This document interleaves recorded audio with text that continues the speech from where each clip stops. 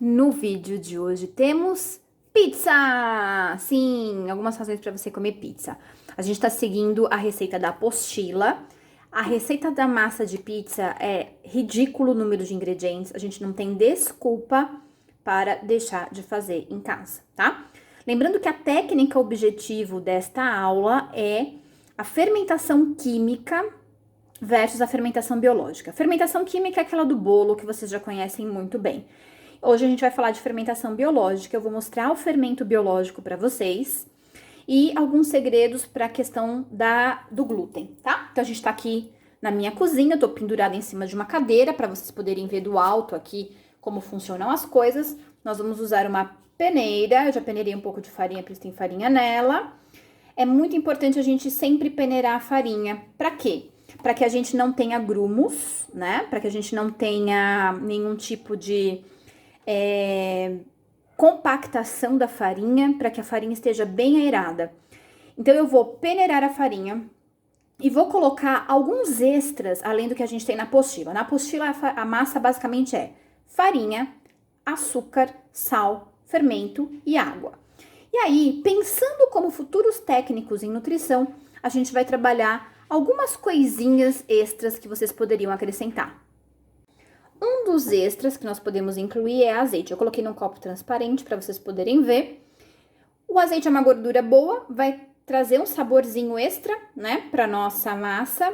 Então, para essa quantidade de 500 gramas, que é o que temos na apostila, 2 colheres de sopa bem cheias, tá? Vão dar esse resultado. Nós também podemos, já que a massa é de farinha branca, usar alguma fibra. No meu caso aqui, eu vou colocar linhaça, porque é uma coisa que eu tenho aqui. Precisa pôr a linhaça? Não, mas eu posso pôr para aumentar o valor nutricional da nossa receita. Ele vai ficar melhor, tá? E uma outra coisa que eu quero explicar antes da gente começar é que o meu fermento não é aquele de tablete, tá? Ele é aquele instantâneo. Ele tá assim num potinho, porque eu compro em grande quantidade, eu uso muito, tá? Então, eu vou usar o equivalente a 2 tabletes, que é o que está lá na nossa apostila, que aqui vai dar 1 colher de café ou 5 gramas, tá?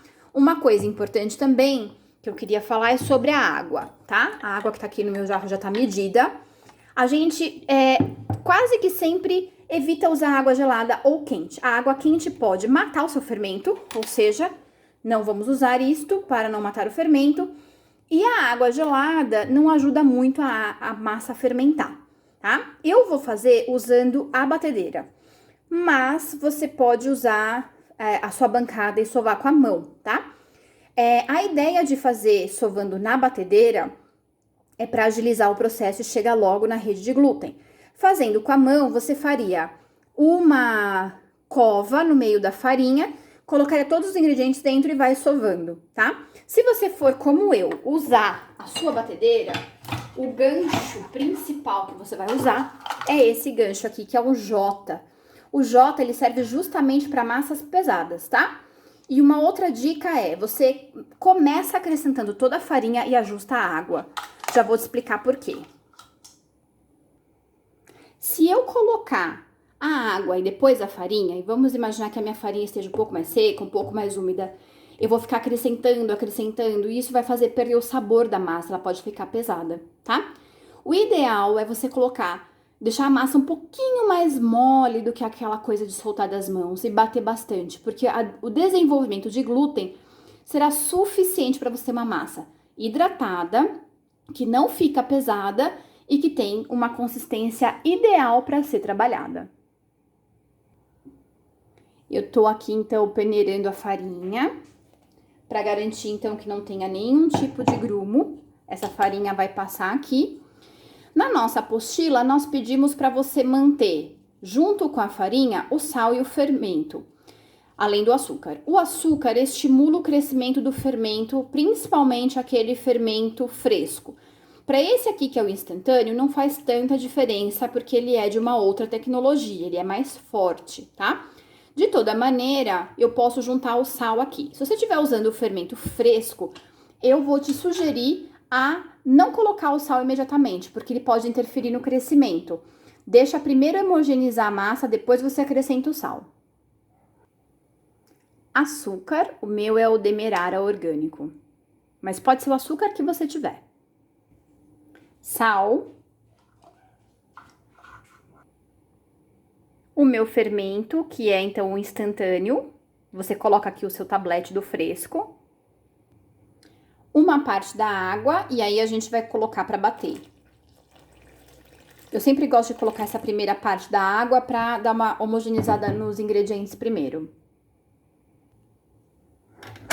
Vou colocar para bater primeiro na velocidade devagar e depois eu aumento a velocidade.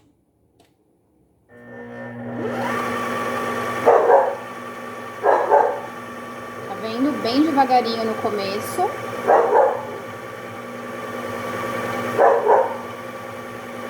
Vou colocar um pouquinho mais da água.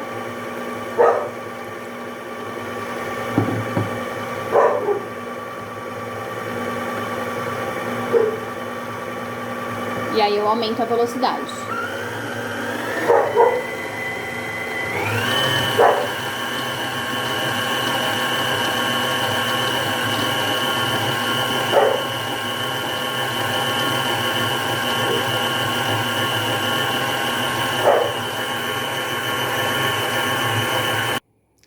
Vocês vão perceber que a massa fica um pouquinho mole ainda, ó, tá?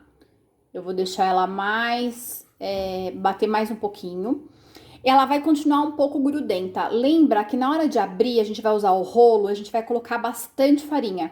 Se essa massa estiver muito seca, ela vai ficar muito ruim, tá? Então, a gente pode deixar ela fermentar. Eu vou chegar com ela no ponto de deixar fermentar e deixar descansar. Eu parei aqui pra você ver que a massa chega numa textura, que tá vendo como o gancho faz limpar o bowl, tá? Então, a textura agora, só pra você entender, aqui, ó. A massa bem mais durinha. Se eu colocar ela na palma da minha mão, ó, ela tá grudenta. Mas se eu friccionar bastante, ela faz uma bolinha. Você vai sovar aproximadamente uns 18 minutos até chegar nessa textura. Por isso que se você tiver a batedeira, eu recomendo muito que você utilize, tá? No caso, eu vou deixar ela fermentar. E aí, se eu for acrescentar os outros itens, como a linhaça, o azeite, essa é a hora. Então, eu já vou acrescentar aqui na minha massa, para depois ela poder fermentar.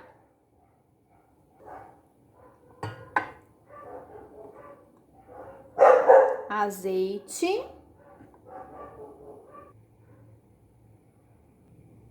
Linhaça. Uma colher de sopa para essa quantidade, tá? Tô usando a colher mesmo de servir, de consumir. Vou bater mais um pouquinho para incorporar, bem devagar.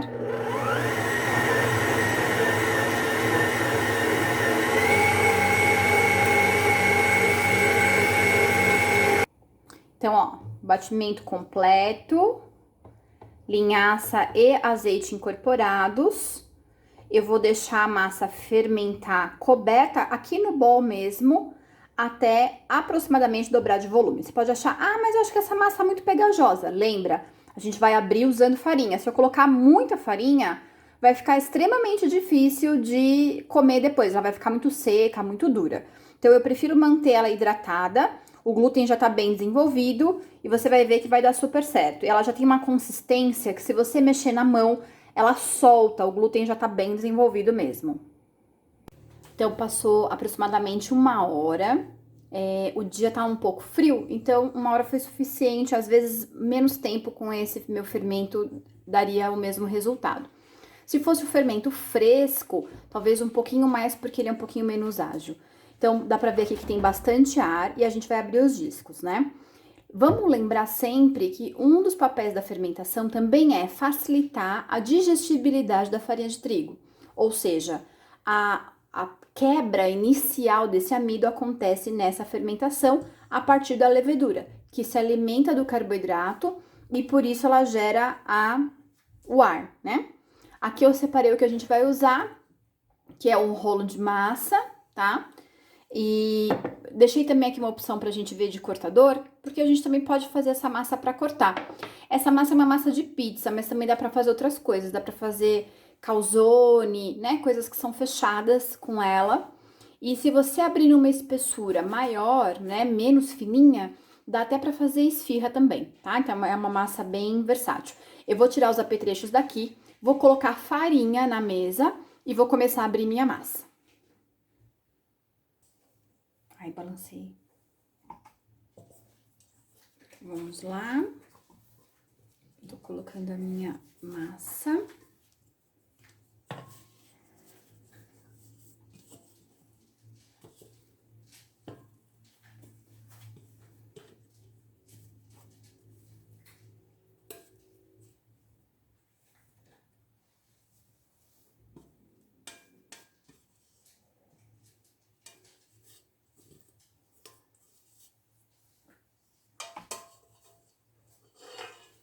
E aí, eu vou colocar a farinha por cima também, pra chegar na textura. Então, lembra que a gente não acrescentou muita farinha, porque nessa hora a gente colocaria a farinha pra abrir.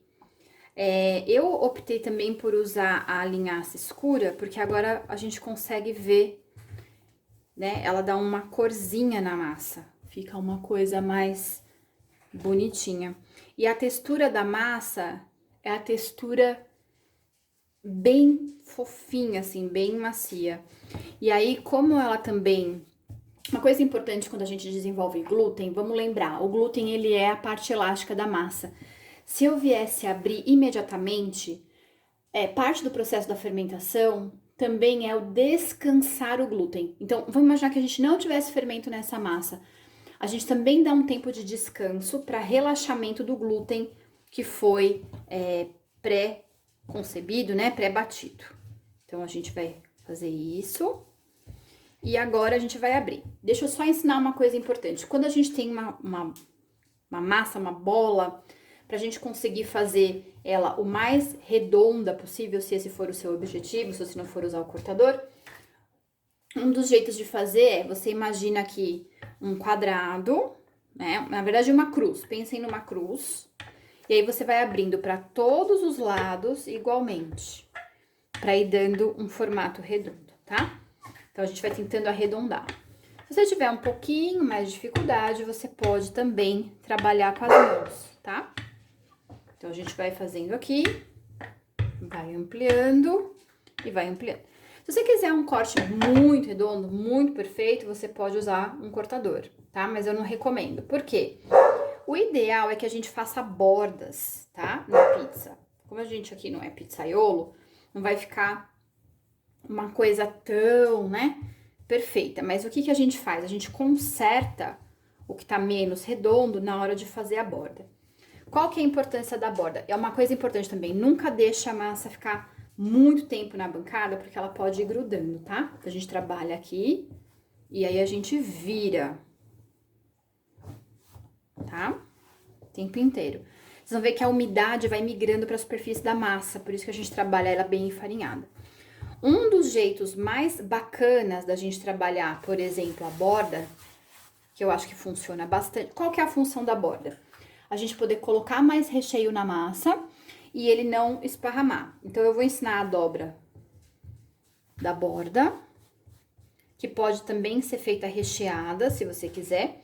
E aqui no nosso modelo, a gente vai pré-assar o disco, tá? Que é um disco que pode ficar guardado por até 7 dias. E pré-assado sem molho, ele nem precisa de refrigeração, tá? Ele fica só pré-assado. Eu vou mostrar aqui no detalhe como que a gente faz a borda. Então, vamos pensar o seguinte, ó. Eu posso fazer com recheio ou sem. O mais importante é uma das formas de fechar essa borda. Tem gente que enrola assim, simplesmente enrola a borda, tá? E vai enrolando. Principalmente aquelas massas mais domésticas, né? Daquelas nonas.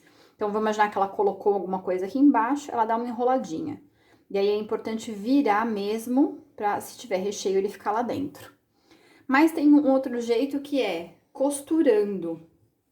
Eu vou pegar esse canto aqui, e aí, o que que eu faço? Ó, eu prendo lá embaixo. Prendo, prendo, dá pra ver? E aí, quando eu tô prendendo lá embaixo essa borda, eu também posso ir controlando o quão redondinha tá a minha massa. Se tiver algum excesso, eu posso tirar com a faca, não tem problema nenhum. E esse modelinho que a gente chama de costurado, ele dá um acabamentinho mais artesanal, né, pra nossa massa. Aqui eu teria que cortar esse pedaço, tá? Mas não vou cortar, vou fazer direto. E vou tentar corrigir aqui na costura. Tá vendo que ele vai fazendo uma coisa mais artesanal? Um corte mais latente? Então, a gente escolhe. Esse formato costurado funciona menos pra borda recheada, é mais pra fazer uma borda crocante. E essa borda enrolada funciona melhor se a gente vai fazer recheio, tá? Eu vou terminar, então a minha borda vai ficar dupla, vai ficar com uma parte de uma parte de outra. Vou colocar pra pré-assar. Na volta a gente já vai colocar o molho, o queijo e aí é só o tempo de gratinar. Então, aqui tá a nossa massa já pré-assada. Pode ver que ela ainda fica mais um tempinho no forno.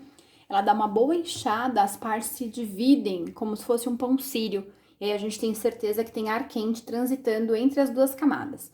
Agora eu vou colocar o molho, que é um molho que já tá pré-temperado. Vou dar uma espalhada. A ideia do molho sempre é ajudar a dar sabor pra massa, né? Então, eu vou espalhar o molho, colocar aqui nos pontos. Eu tô usando aqui uma espátula de silicone, mas poderia ser uma colher também, se você não tiver em casa, e pode ser um pincel. Eu gosto dessa espátula porque ela chama pão duro, porque ela não deixa nada mesmo, né? A gente aproveita 100% do conteúdo, ó. Facilita limpar também depois, ó. Então, vou colocar aqui. Agora, eu vou segurar pra ter apoio e vou espalhar. A gente sempre tem que tomar um pouco de cuidado com a espessura, que às vezes se você abrir muito fina a massa e colocar muito molho, ela acaba colando lá no fundo, né? O disco pré-assado, se eu fosse guardar agora, eu também poderia congelar, e aí ele valeria 90 dias. E também posso manter só seco, né? Assim, já assado quando ele resfriar, embalado. Só posso embalar depois de frio, pra não ter nenhum problema de mofar. E aí ele vai durar 7 dias. Agora aqui na borda, tá? Eu vou passar um pouquinho na borda pra garantir um pouquinho de cor, tá? É só um pouquinho mesmo. Uma sujeirinha assim na borda pra garantir um pouquinho de cor. Ó, fixei aqui. Agora, eu vou acrescentar na sequência o queijo, tá? Acabei de lavar as mãos, passei álcool. E aí, agora a gente vai colocar o queijo. Eu prefiro o queijo nesse formato ralado por uma questão de espalhar, né? Espalhar dessa forma é mais simplificado. Fica mais homogêneo e tal. Inclusive, esse aqui eu ralei em casa a partir de fatias. Foram fatias de queijo que eu comprei normalmente no supermercado e depois ralei no ralo grosso. Eu acho que ele dá um aspecto mais... fica menos compactado, né, o queijo na massa. Pausa um pouco. Então, agora nós vamos colocar rodelas de tomate, que são bem opcional, tá? Mas eu gosto de colocar, acho que fica com um acabamento bonito. Você pode colocar em toda a borda, pode colocar parcialmente. Eu acho que eu vou completar aqui com um pouquinho mais.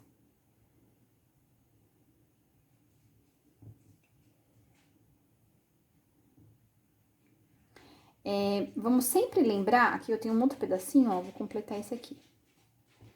Vamos lembrar que esse tomate tá cru, né? Então, o que que eu vou fazer pra garantir? Eu vou colocar um temperinho nele, que não precisa necessariamente ser sal, mas eu também poderia pôr um pouquinho de sal.